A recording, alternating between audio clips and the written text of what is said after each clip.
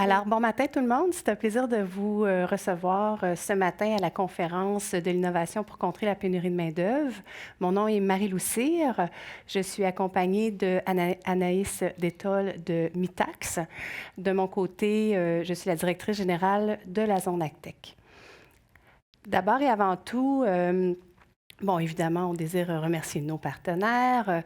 Du côté de la zone, on est supporté, entre autres, par la MRC de l'Assomption, BioEnterprise, qui est le réseau AgTech FoodTech pan-canadien. Quelques entreprises plutôt privées, dont Sig Momentum, Layton, Arnois, Industrie Arnois, Inno, Novelia et Agro-Québec. Tu veux passer? Oui, ah oui.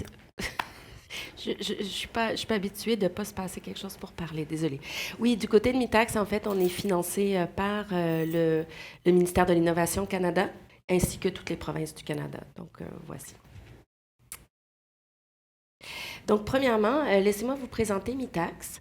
Mitax est une OBNL nationale, donc pan-canadienne, présente dans toutes les provinces au Canada, dans toutes les universités et dans tous les collèges canadiens, ainsi que dans plusieurs types d'industries. On a 100 personnes comme moi sur le terrain pour faire des maillages entre les besoins en innovation et en recherche et le savoir post-secondaire. Donc, quelques chiffres par rapport à nos projets en agroalimentaire. Donc, juste pour dire, on est financé, mais on finance ces projets-là aussi. Par exemple, le nombre de stages qu'on a financés dans les dernières années par province, on voit qu'au Québec, on est bien en avance des autres provinces avec 1262 stages dans le milieu agroalimentaire. Et puis, vous pouvez voir ce qui se passe. Au Nouveau-Brunswick, par exemple, il n'y en a pas beaucoup. Il va falloir qu'on développe ça avec vous, monsieur. Pour vous montrer un peu, là, nos programmes se sont ouverts aux étudiants des cégeps et collèges, mais on a jusqu'à maintenant fait beaucoup d'affaires avec des étudiants de maîtrise, des postdocs, des doctorants. Vous voyez là, 52% de postdocs, donc beaucoup de postdoctorants qui font de la recherche en agroalimentaire. Vous voyez ici le nombre de stages par année qu'on a développé. Donc, ça se développe énormément. Là. Pendant la pandémie, ça a descendu un peu. Et donc, on fait affaire avec ce nombre d'étudiants, de professeurs, beaucoup de compagnies, et on a investi 72 millions en financement dans la recherche en agroalimentaire au Canada. Voici des exemples de partenaires avec qui on fait affaire. Puis là, peut-être que c'est un peu... je vais vous expliquer vraiment après là, comment on fonctionne, mais juste pour vous donner une idée des exemples de partenaires avec qui on fait affaire. Donc, des partenaires universitaires, des partenaires des centres de recherche agroalimentaire et aussi des compagnies dans l'agroalimentation. Donc, nous, notre rôle, c'est vraiment de mettre en contact les compagnies en agroalimentation avec les savoirs post-secondaires. Du côté de la zone AgTech, on est ce qu'on appelle une zone d'innovation. Une zone d'innovation, c'est un territoire géolocalisé où on regroupe un ensemble d'écosystèmes pour accélérer son développement. Dans notre cas, on est situé dans la MRC de l'Assomption. Évidemment, c'est tout près de Montréal, environ à 20 km à la porte est. Et on rassemble l'industrie de l'innovation dédiée au AgTech, donc aux technologies agricoles innovantes et aux bioproduits végétaux du Québec. Donc, dans la MRC de l'Assomption, on se concentre en fait à soutenir les développeurs de technologies qui adressent les enjeux d'avenir, autant sur le point de vue de l'agroalimentaire, l'agriculture, que tout ce qui touche à l'environnement. Donc, on vise à soutenir les technologies qui réduisent l'impact environnemental de l'agriculture, celles qui permettent d'offrir des solutions d'adaptation au changement climatique. Et de plus en plus, évidemment, on parle de pénurie de main-d'œuvre, donc les technologies qui permettent de soutenir l'adaptation des producteurs à la pénurie de main-d'œuvre. On sait que le Québec est relativement dépendant aussi des importations, en particulier l'hiver, où on importe près de 60 des aliments. Donc, un des objectifs que s'est donné la zone AgTech, c'est aussi de soutenir les entreprises qui développent des solutions qui permettent la production d'hiver, mais surtout la production diversifiée de produits et légumes, de fruits et légumes l'hiver. Donc, Oui, on parle beaucoup de salade actuellement, on parle beaucoup de tomates l'hiver, on parle beaucoup, pas beaucoup, mais de plus en plus de fraises. Mais éventuellement, il faudra évaluer la possibilité de soutenir des technologies qui permettent de produire d'autres productions pour réduire les importations et ainsi réduire les gaz à effet de serre, mais aussi pour pouvoir être moins dépendant des changements climatiques, considérant que les régions du Sud, notamment la Californie, l'Australie, toutes les régions plus au sud ont de plus en plus de difficultés d'accès à l'eau, des nouveaux ravageurs de culture auxquels il faut s'adapter. Donc, annuellement, on soutient environ 50 entreprises dans leur développement. Et au sein de la zone en particulier, on accueille, d'ici 5 ans, on vise un accueil de 100 à 150 entreprises. On en a déjà 40 environ qui sont en implantation. Et on leur offre l'accès à tous les leviers qu'ils ont besoin pour se développer le plus rapidement possible, que ce soit un réseau d'affaires, donc en ayant un regroupement d'entreprises et de joueurs pertinents dans le secteur du AgTech, ça leur permet de se développer plus rapidement. On leur offre aussi un accès à des tables de financement avec 10 partenaires financiers, dont évidemment le Mitacs. On leur offre des espaces d'accueil adaptés, que ce soit des laboratoires secs et humides, des ateliers de fabrication, des bureaux d'affaires, des zones de démonstration également en champ avec les producteurs agricoles. On a aussi des programmes d'incubation et d'accélération pour les accompagner, ça va de soi. Nous, on travaille entre autres avec SIC Momentum, avec Thrive, qui est l'accélérateur de la Silicon Valley en AgTech FoodTech, et ainsi que BioEnterprise, qui est le réseau, comme je disais au départ, pan-canadien dans le AgTech et FoodTech. Donc, on leur offre des conseillers, des mentors, des programmes pour se développer plus rapidement d'un point de vue de l'entreprise, de l'entrepreneuriat, mais également se développer plus rapidement au niveau de l'innovation. Dans la zone, les entreprises trouvent aussi des partenaires de savoir et talent. On a des collèges, des universités impliqués, ainsi que des centres de transfert, des centres collégiaux de transfert technologique et des centres de recherche qui sont pertinents pour le domaine du AgTech, que ce soit en intelligence artificielle, en IoT, en gestion de l'eau, en alimentation évidemment, en agriculture en général, en phytoprotection, etc. Donc, on offre tous les leviers pour que les entreprises puissent se développer. Puis finalement, on a signé aussi des collaborations avec des partenaires marchés, des grands joueurs comme Sobase, par exemple, comme un autre avec qui on collabore, c'est Novago de Solio, Novelia, etc. Donc, des gens qui sont en mesure de prendre en charge ou d'expérimenter les technologies dans leurs unités ou d'aider les entreprises à se développer plus rapidement. Puis, ça compte aussi dans l'accès au marché des corridors internationaux. On collabore notamment beaucoup avec les Pays-Bas, la Californie, le Maroc, le Brésil, pour pouvoir échanger sur notre savoir, mais aussi pour pouvoir faire échanger nos entreprises pour qu'elles se développent plus rapidement. En 2022, c'est le réseau de la zone AgTech. On a développé la communauté AgTech du Québec en parallèle à la zone d'innovation géolocalisée. Et dans cette communauté-là, qui ressemble un peu à une grappe technologique en AgTech, on compte maintenant 200 membres et partenaires qui sont, vous voyez en haut à droite, principalement des entreprises start-up, des entreprises qui développent des technologies innovantes.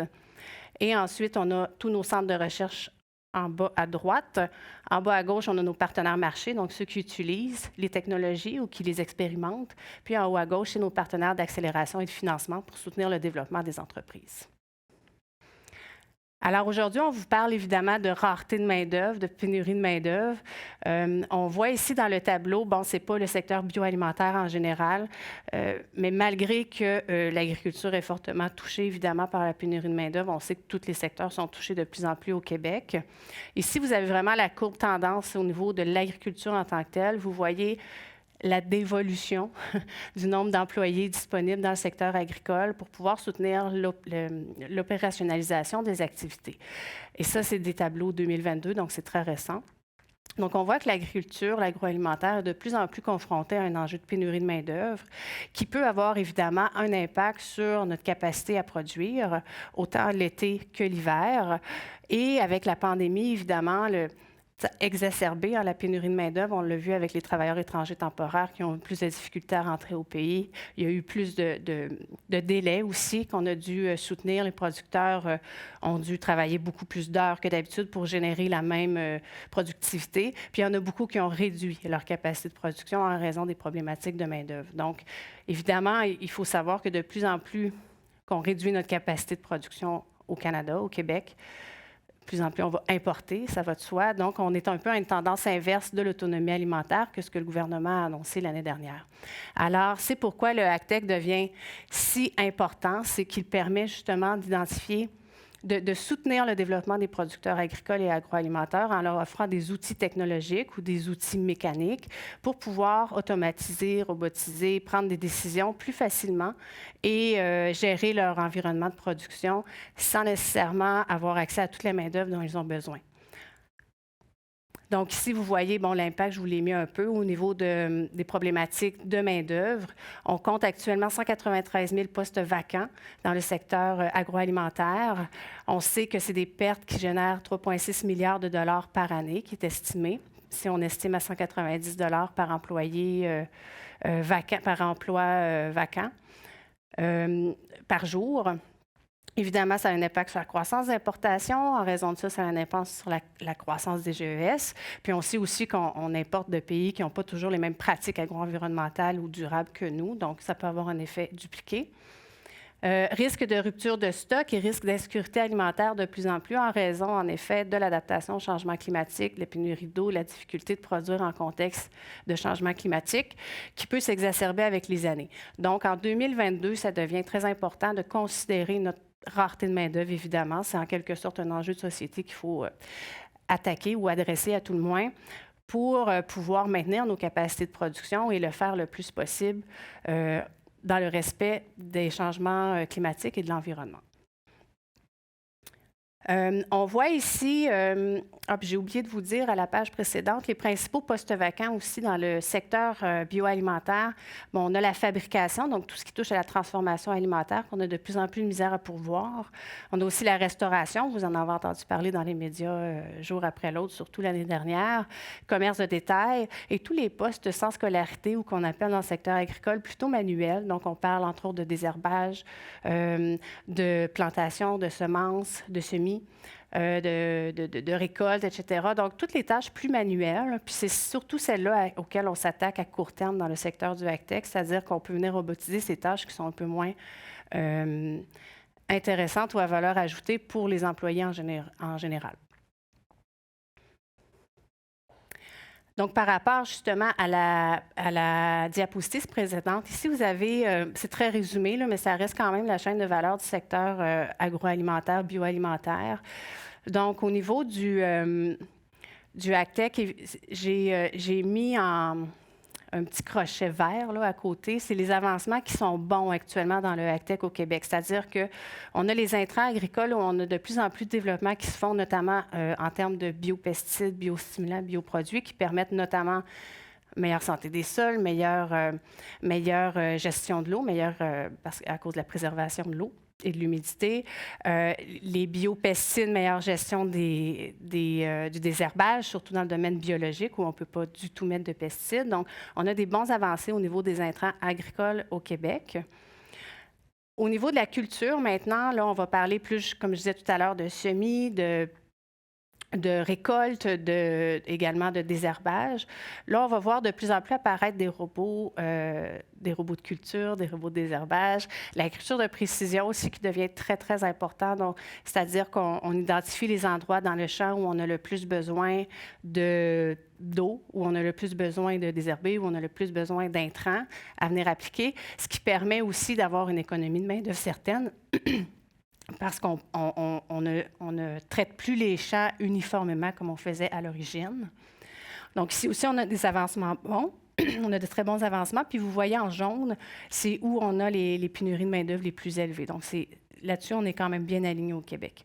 En termes de conditionnement maintenant, le conditionnement, c'est tout ce qui vient avant la transformation alimentaire. Donc, on ne modifie pas chimiquement l'aliment, on va le dire ça comme ça, ou biologiquement l'aliment, on vient juste le couper, le laver ou l'emballer. Ça, c'est du conditionnement. En ce moment, l'avancement est bon aussi dans le conditionnement parce que c'est un des aspects, prenons une serre, par exemple. Quand on vient automatiser ou robotiser une serre, c'est plus complexe de venir mettre des bras robotisés pour venir cueillir les fruits, cueillir les légumes, parce que souvent, c'est des fruits et légumes assez fragiles. Donc, c'est plus complexe de faire ça que d'automatiser l'emballage, la pesée et tout ce qui touche au tri. parce que c'est des tâches qui sont, pas des robots, c'est vraiment des systèmes automatisés avec des caméras optiques. Donc, ça facilite beaucoup la gestion automatisée. Donc, il n'y a pas forcément de pénurie en termes de conditionnement. Par contre, souvent, on dit que si on règle le conditionnement au niveau de l'automatisation, ça permet de dégager certains employés, puis on peut les mettre plus facilement, par exemple, dans la serre pour les opérations de production. Donc, ça vient gérer quand même une certaine pénurie de main-d'œuvre en faisant migrer la main-d'œuvre vers un autre poste dans l'entreprise. On a aussi du transport et logistique, évidemment, dans la chaîne de valeur. On a un peu moins de développement à ce propos-là au niveau du AgTech ou du FoodTech, quoique ça se développe beaucoup à l'international, donc ça devrait plus tarder au Québec. Et ensuite, tout ce qui touche, là, on a la transformation alimentaire dans le milieu, le commerce et hachérie, qui est hôtel, restaurant, institution, dans lesquels il y a de plus en plus, on va dire, de technologie pour venir aider justement au niveau de la préparation des recettes, des commandes et de l'emballage. Donc, en transformation alimentaire, on voit de plus en plus, entre autres, des chaînes entièrement automatisées. Hein. C'est plus réel de penser ça en 2022. Puis en hachérie et commerce et restauration, bien, on va voir de plus en plus aussi, là, vous l'avez entendu, entre autres, à Québec, il y a des robots serveurs qui ont été achetés dernièrement par propriétaire du Cochon d'Inde, je ne me rappelle plus du nom, mais enfin, un propriétaire de restaurant, de 5-6 restaurants à Québec. Puis on voit aussi de plus en plus des robots de cuisine, c'est-à-dire qu'eux, ils vont préparer les plats en arrière du comptoir pour venir aider justement à la préparation des mets. Mais je l'ai mis en jaune au niveau de la pénurie de main-d'œuvre. Puis je n'ai pas mis de crochet avancement bon parce qu'on a seulement 2-3 technologies en ce moment au Québec là-dessus. On n'en a pas, c'est pas la panacée. Donc, on voulait venir vous illustrer ici plus où on en est dans la chaîne bioalimentaire en termes d'automatisation, robotisation et solutions pour pallier la pénurie de main-d'œuvre de manière graphique, comme c'est plus facile à voir ce qui se fait au Québec. Maintenant, je passe la parole à Anaïs qui va vous présenter quelques projets très, très concrets. Alors, donc, Mitacs, nous, on fait des projets dans tous les domaines, mais je vous ai pris quelques projets ici là, qui peuvent vous démontrer à quel point l'innovation, que ce soit dans de l'innovation technologique, mais aussi dans l'innovation au niveau de la gestion des ressources humaines. Par exemple, pour des entreprises qui sont peut-être un peu plus grandes, avoir une gestion des ressources humaines un peu plus agile ou lean, qui pourrait aider justement à réduire le besoin en employés. Des projets qu'on a, là, par exemple, un premier exemple, de développement de systèmes de plantation automatisés et mécaniques pour les racines de fraises nues en plasticulture, qui a été fait en collaboration avec l'Université de Sherbrooke et l'entreprise InnovaPlante. À l'UQTR, on a beaucoup de projets en AgTech, donc développement d'un robot autonome pour le sarclage automatique des bleuets automatiques. Là, on voit un exemple concret, là, justement, du type de main-d'œuvre, je dirais, sans valeur ajoutée, là, qu'on peut remplacer avec la compagnie électromécanique Bécancour. On peut aussi utiliser de l'intelligence artificielle, par exemple, pour mesurer le besoin en intrants, insecticides et pesticides. Et donc, là, on regarde un peu l'intelligence artificielle. Mais là, on parlait d'un champ de criquets, donc de production d'insectes pour les besoins alimentaires avec l'UQAM et Entomopharm. Ensuite, on a des projets justement en rétention du personnel et en gestion de ressources humaines. Donc, à l'UQTR, en psychologie, c'est pas en AgTech, mais c'était pour vous donner un exemple du type de projet qu'on finance et qu'on peut développer avec Maxidra Excavation à Lemay. Donc, ils se demandaient comment retenir le personnel en milieu rural. Les systèmes intelligents de gestion de ressources humaines à l'Université de Laval avec la compagnie Abilis 21. Et un autre projet à l'UQTR avec encore en psychologie, Advancing Insight on Lean Supply Management in the Canadian Agri-Food Sector. Donc, voilà, c'est des exemples concrets de projets dans lesquels on a pu mettre des chercheurs et des besoins d'entreprises ensemble et envoyer des stagiaires. Merci. Merci. Donc, du côté de la zone AgTech aussi, on a quelques projets qu'on réalise évidemment dans le domaine du AgTech. Ça va de soi. Donc, on a essayé ici de vous illustrer différents secteurs d'activité ou plutôt verticales dans lesquels on travaille qui peuvent avoir un impact positif sur la gestion de la pénurie de main-d'œuvre. À commencer à gauche par les intrants. Entre autres, actuellement, on travaille avec Film Organique, qui est une entreprise qui développe des pailles biodégradables. Donc, ça permet, vous le voyez là dans l'image, ça permet de venir gérer surtout les mauvaises herbes. Bon, évidemment, ça permet aussi d'avoir une meilleure rétention d'eau, etc. Mais dans le cas de la pénurie de main-d'œuvre, ça gère entre autres les mauvaises herbes, et ça se dégrade par soi-même. Donc, en plus, c'est respectueux de l'environnement. Puis, vous allez voir dans toutes les technologies qui sont supportées par la zone AgTech, c'est tout le temps des technologies qui doivent avoir un impact environnemental plus faible que ce qui est offert actuellement sur l'industrie, et ou une solution importante pour l'adaptation au changement climatique. Donc, oui, on aborde la pénurie de main-d'œuvre à la zone AgTech, mais il y a d'autres considérations importantes qu'on identifie pour qu'une entreprise ait accès à nos services. Ensuite, en haut, vous voyez culture en environnement contrôlé. Je vous ai mis l'image de ferme d'hiver. Au Québec, par contre, on a supporté plusieurs entreprises dans leur technologie de système vertical et culture en environnement contrôlé. Donc, ferme d'hiver, eux, sont en culture en environnement contrôlé pour la production de fraises. On appelle ça les fraises d'hiver du Québec. Eux, ils travaillent avec des producteurs maraîchers. Donc, les producteurs maraîchers peuvent venir implanter un système ferme d'hiver à leur production agricole pour pouvoir approvisionner le Québec à partir du mois de novembre, où généralement on a accès, évidemment, vous savez, moins de fraises, jusqu'en avril. Donc, ça permet de faire la production de fraises, et étant donné qu'on contrôle l'éclairage, on contrôle l'eau, on contrôle les maladies, en fait, un environnement 100% contrôlé.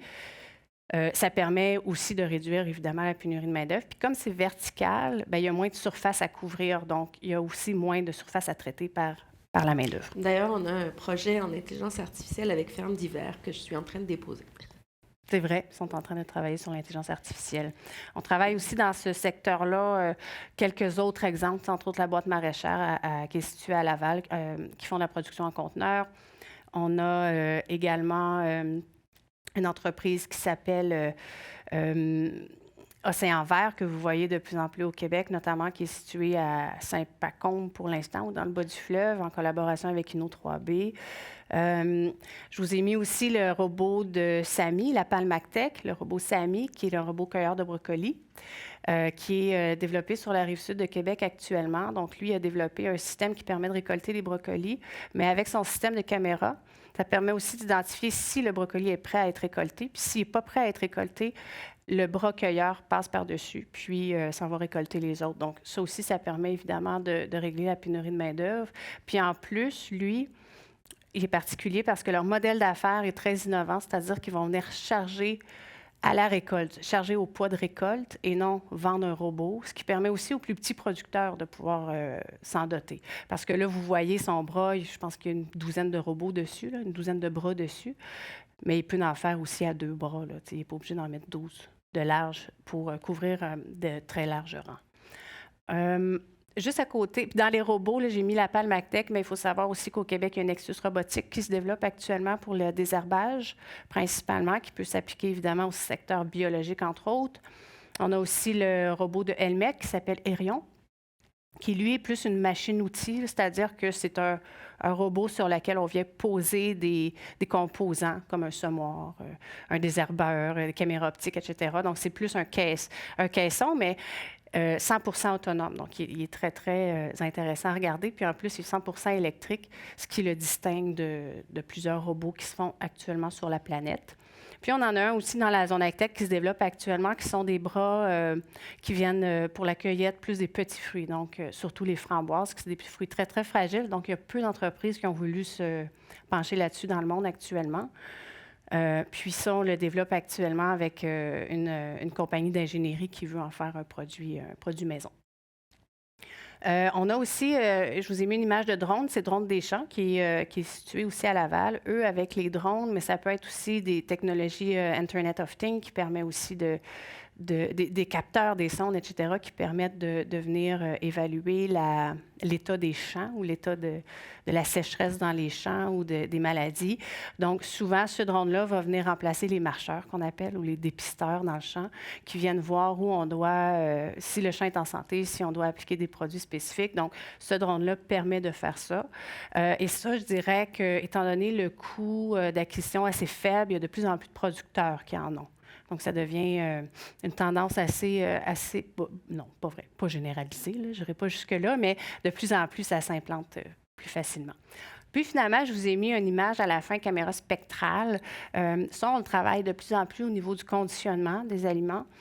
Et entre autres, en raison de, pas en raison, mais grâce à l'annonce d'autonomie alimentaire, il y a de plus en plus de producteurs agricoles, par exemple en pommes de terre, carottes, etc., qui ont décidé d'essayer d'extensionner leur saison de livraison. Pas leur saison de culture, mais leur saison de livraison. Donc, on essaie de voir avec les différentes technologies comment on peut s'assurer qu'une carotte passe l'hiver dans l'entrepôt.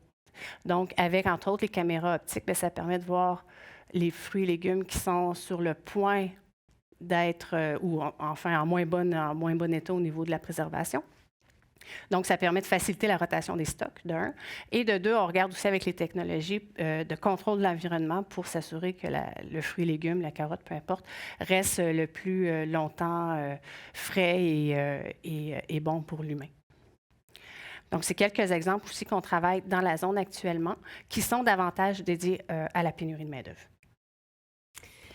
Alors, comment est-ce qu'on peut aider si vous avez des besoins d'innovation ou si vous avez des enjeux de pénurie de main-d'œuvre? Concrètement, comment est-ce que Mitacs peut aider? Donc, Mitacs est vraiment une source de financement parmi d'autres. On en a vu beaucoup là, avec la zone AgTech.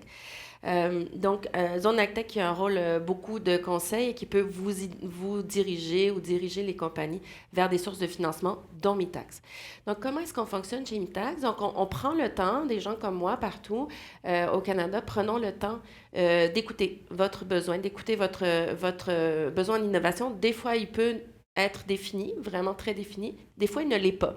Et donc, c'est pour ça qu'on a beaucoup de gens qui ont fait des doctorats dans des domaines, qui peuvent vraiment prendre le temps de discuter avec vous, d'essayer de voir, OK, comment est-ce qu'on pourrait cadrer ça, comment on pourrait découper un peu votre besoin en l'incrémenter pour pouvoir commencer par quelque chose, commencer par une recherche. Donc, nous, on finance la recherche, mais aussi l'innovation. C'est quoi la différence entre les deux? C'est qu'on va parler de recherche quand on va aller chercher des données, quand on va en retirer une conclusion. On va parler d'innovation quand la conclusion est là, puis on va intégrer je dirais la conclusion ou cette solution-là dans un milieu particulier. On va prendre le temps de vous parler, de vérifier qu'est-ce que vous voulez comme résultat, quels sont vos objectifs et quels sont vos moyens financiers pour y accéder. Et puis, vraiment notre valeur ajoutée chez Mitacs, c'est qu'on a des contacts dans toutes les universités et tous les collèges au Canada. Donc, si vous avez une expertise particulière que vous avez besoin, je parle par exemple, moi j'ai fait ma thèse sur le cidre du Québec. Donc, je connais tous les gens qui travaillent dans le milieu de l'alcool au Québec, dans les universités et dans les collèges. Donc, si on a besoin d'une expertise, on peut aller chercher vraiment, on peut vraiment vous aider à trouver quels sont les chercheurs qui se penchent sur votre besoin d'innovation à vous, et on vous met en lien donc avec des chercheurs qui vont envoyer des stagiaires pour résoudre votre besoin d'innovation. Puis quand on parle de stagiaires, on parle d'étudiants, ça peut être collège, c'est bac, maîtrise, doctorat. Et postdoc aussi, hein, donc... et donc, on vous aide dans cette manière-là à recruter des talents, donc du HQP. En français, on appelle ça du personnel hautement qualifié, PHQ, du personnel hautement qualifié là, pour vous aider à résoudre vos besoins d'innovation. Ce qui vous permet, en même temps, je dirais, de vous constituer un pipeline de ressources humaines et donc de voir éventuellement ces étudiants-là, après leurs études, est-ce que vous allez les engager ou pas. Donc, ça peut être très intéressant dans cette manière-là aussi. Et ensuite, on fait une demande de financement. Alors, le financement, comment il fonctionne? C'est généralement du 1 pour 1. Donc, la compagnie va mettre $1, Mitacs mettra un autre $. Et puis, pour des stages de 4 à 6 mois, on va payer des étudiants de 10 à 15 000 $. OK? On fonctionne là, par module de stage. Là, puis ça, on vérifie avec vous, avec les entreprises, avec les partenaires, combien de modules de stage ils pensent avoir besoin. Il peut y avoir plusieurs partenaires qui se mettent ensemble pour payer un stagiaire. Par exemple, un stage qui durait un peu plus longtemps. Vous avez une association de partenaires ou plusieurs partenaires qui se mettent ensemble. Et donc, on peut vraiment agir sur tous les domaines, étant donné qu'on fait affaire avec tous les chercheurs de toutes les universités, dans toutes les disciplines dans tous les collèges au Canada, et même à l'international. Donc, je pense par exemple au cidre. Si on veut augmenter je dirais, l'efficacité de la levure, bien, on pourrait peut-être aller chercher un chercheur breton qui pourrait conseiller les cidriculteurs au Québec. C'est vraiment un exemple concret. Est-ce que c'est moi encore ici? Oui, voilà. Donc, vraiment, là, pensez à Mitacs quand vous avez besoin d'expertise, quand vous avez besoin d'étudiants qui vont, non pas venir, je dirais, expérimenter votre compagnie en connaissant un peu tous les domaines, mais vraiment quelqu'un qui va contribuer à faire pivoter la compagnie d'une manière ou d'une autre. Si vous avez besoin d'une expertise vraiment particulière, je vais essayer de penser à un exemple concret. Là.